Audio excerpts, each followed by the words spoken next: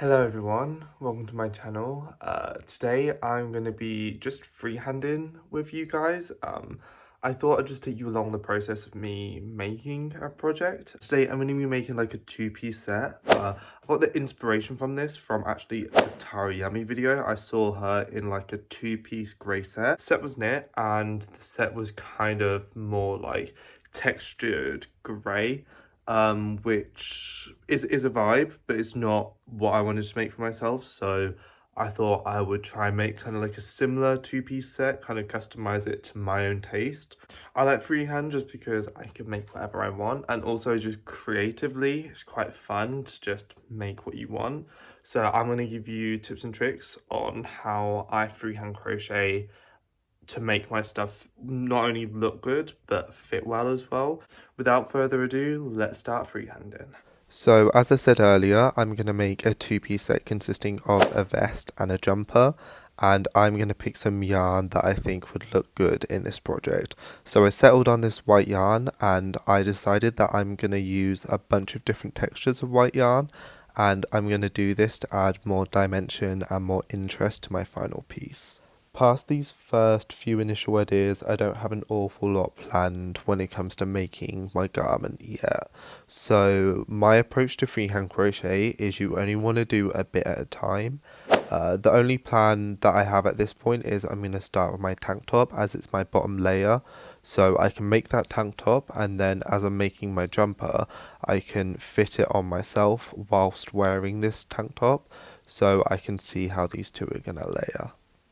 To make a vest top, I would usually either make two panels and sew them together, or I would do it this way where I would make a cylinder, and then from here I can make a front and a back panel to make room for your arms and to create straps. So I picked this technique because I'm changing my stitch type quite often, so I believe that just having a bunch of slip stitches in the back will be a lot cleaner than having two sides where I'll have to stitch the two panels together. So already as I'm starting to crochet this top, I'm thinking of how I can make it easier on my future self, and this is one way I'm going to do it.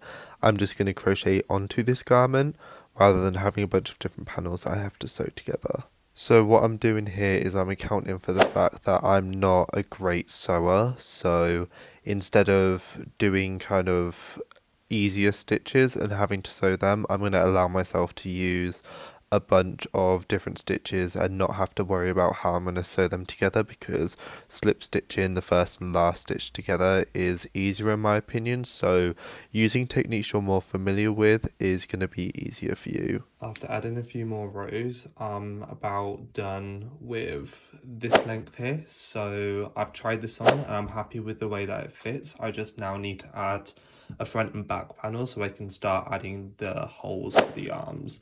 And what I've done is I've pinched around where I want these panels to start. So I literally just, when I tried it on, I put my fingers like this either side and I counted the amount of stitches. And what I'm going to do is I think I'm going to actually do a little bit of a curved bit here. So I'm going to either add 4 or 6 extra stitches, and then either side for my first few rows I'm going to decrease 1 each side and then build this up.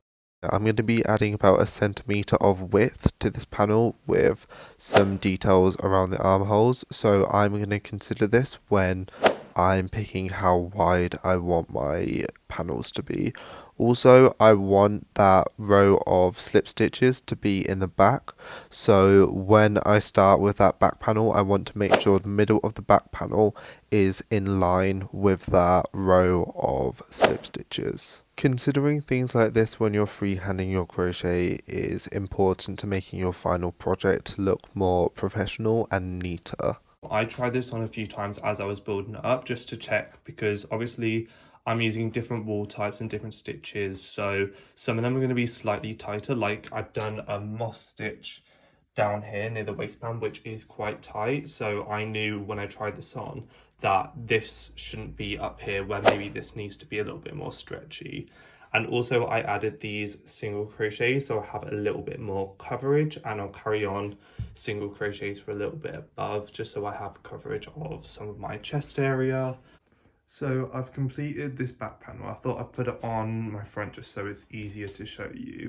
So you can see I decreased around 3 rows here, and then around the collar I decreased stitches just to make this kind of neckline, which will become more circular when I add my collar. These straps are quite short, so I have decided when I do my front panel I'm gonna add a few more stitches than I did at the back panel.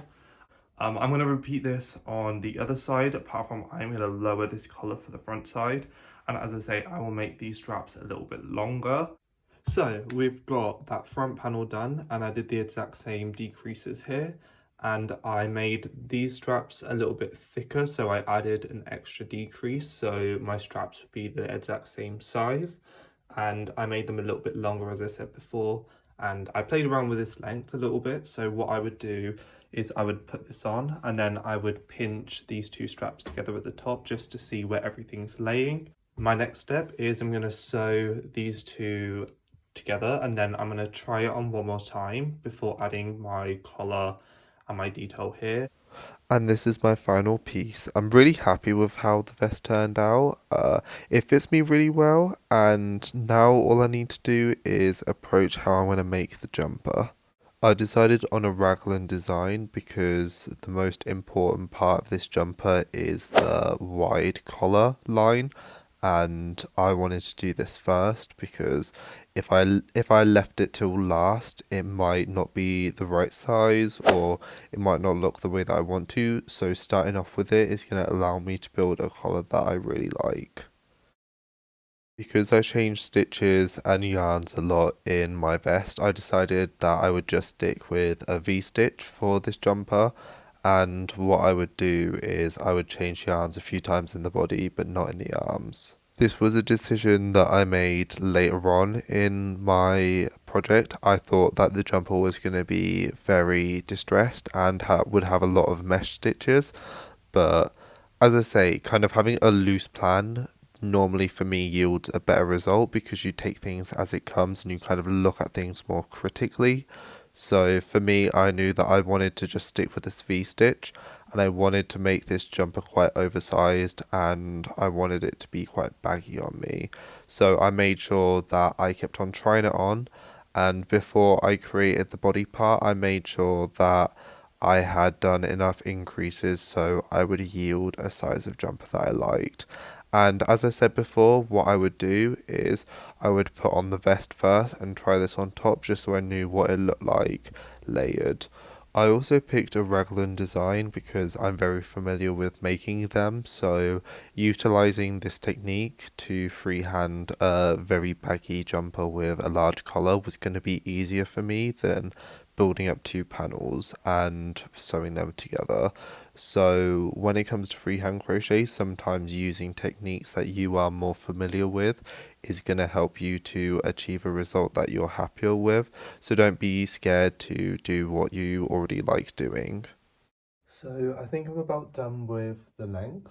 So I'm quite happy with how baggy it is at the moment. Normally what I would do is I would add either a band of ribbing or I would go in with a smaller hook just to tighten the bottom. But I think with this jumper, with the length that it's at, it's quite high up on me. I think I'm just going to leave it like this. So my next step is I'm going to crochet around these arms, and I think,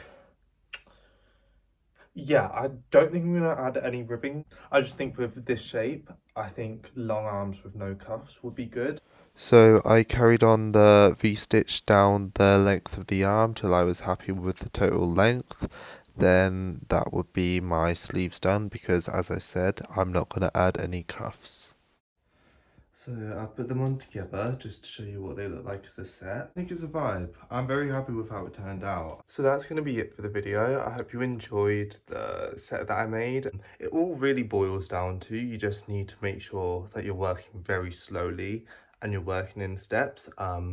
And as you're going through, you should be aware, you know, if you're adding, if you're taking away stitches, if you're making something bigger, smaller, or even if you're keeping it the same size, how that will kind of manifest in the final product. And I do think it's easiest to do this when you do try it on a lot. Thank you so much for watching.